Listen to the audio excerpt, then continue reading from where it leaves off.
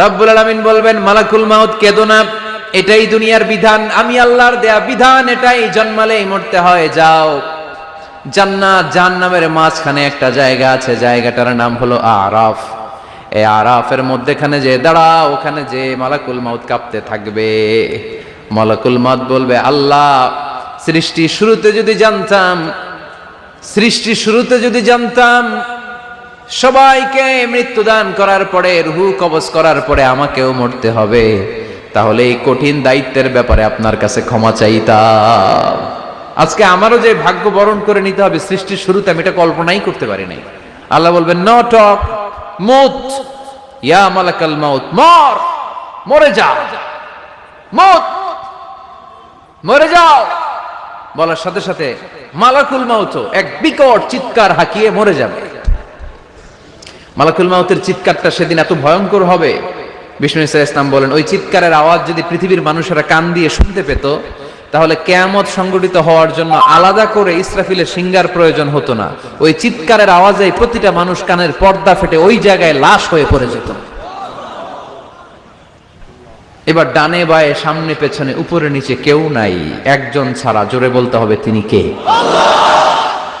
আল্লাহ তখন পৃথিবীকে একটা ডাক দিবেন, বলবেন, ইয়া দুনিয়া আইনা আনহারুকি, এই পৃথিবী তোর নদীগুলো কোথায়? ইয়া দুনিয়া আইনা আশজারুকি, এই পৃথিবী তোর গাছগুলো কোথায়? বটতলা। ইয়া দুনিয়া আইনাল জিবাল, তোর বড় বড় মাউন্ট এভারেস্ট পাহাড়, আলাস্কা পর্বতমালা, আল্পস পর্বতমালা, এগুলো কোথায়? তুর পাহাড় আজকে কোথায়? ইয়া দুনিয়া আইনাল মুলুক, রাজা বাদশারা কোথায়, যারা ক্ষমতার দাপটে পা জমিনে ফেলতে চাইতো না? আইনাল জাবাবেরা, অত্যাচারী স্বৈরা শাসকগুলো আজকে কোথায়? কোথায় আজকে? কোনো আওয়াজ নাই। আল্লাহ তখন হুঙ্কার দিয়ে বলবেন, লিমানিল মুলকুল ইয়াউম, who belongs the kingdom today. আল্লাহ চিৎকার দিয়ে বলবেন, আজকে ক্ষমতা কার? আওয়াজ করে বলেন, সেদিন ক্ষমতা কার? আল্লাহ সেদিন প্রশ্ন করে নিজেই নিজের প্রশ্নের উত্তর দিবেন, লিমানিল মুলকুল ইয়াউমা লিল্লাহিল ওয়াহিদিল কাহ্হার।